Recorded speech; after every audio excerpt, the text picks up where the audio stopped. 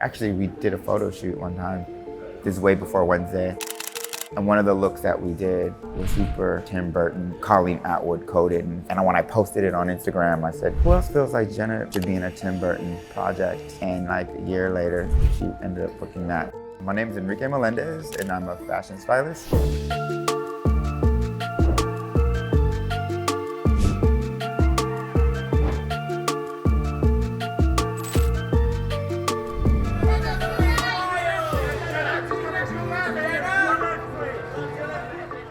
Me and Jenna have been working together since 2016.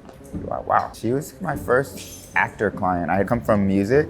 Super interesting to kind of figure out because I'm like, how do I style a 14-year-old and how do I make it feel age appropriate, still have her feel fashion forward and still being part of the conversation. Honestly, the first couple of carpets that we did, like she would end up in like Us Weekly and People magazine as like who wore it best at 14. I think that's where I kind of started noticing that people were noticing what we were doing was special.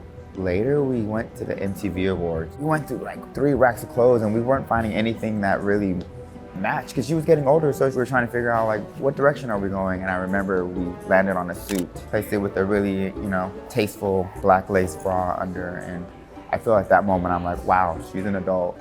And I remember getting some, backlash on Instagram, but I'm like, she's not a kid anymore. Like she's a woman. And so I remember that. That was the pinnacle moment.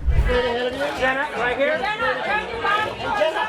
It was Friday, like 3 days before the premiere, and I went and I was like, what dresses speak to me? Like what inspires me? And I'm a huge fan of Sex and the City and Carrie Bradshaw, and I just felt like she's such an iconic style reference, you know what I mean? And I was like, if I could get one dress, what would it be? It was 2 dresses actually that I loved. It was the naked dress, which she wears in the first episode of her Meeting Mr. Big, and then there was the newspaper Archival Dior Galliano dress. It was up until 3 hours before the premiere where they finally got the okay.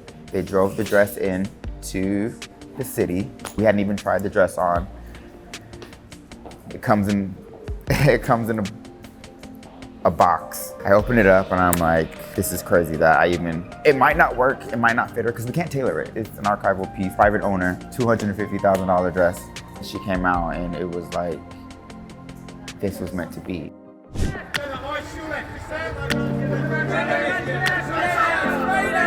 Jenna's personal style is super simple, super streamlined. She would wear the same thing if she could every day. I tell her thank you because I'm like, a lot of times it's just for me. She'll be like, yeah, I'll do it. I would wear this. I would just wear some jeans and a t-shirt, but I'll do it if you want me to do it. She's truly a dream client and friend. I think ultimately Jenna, and I can say this, is just a lover of the arts, the cinephile, music. She appreciates fashion in the same way that I do. I think after Wednesday came out, it just became her thing, goth, glam, but it wasn't something that we forced or we tried to do. It was natural. Actually, we did a photo shoot one time. This is way before Wednesday. And one of the looks that we did was super Tim Burton, Colleen Atwood coded. And if you look at the look, you'll be like, when I posted it on Instagram, I said, who else?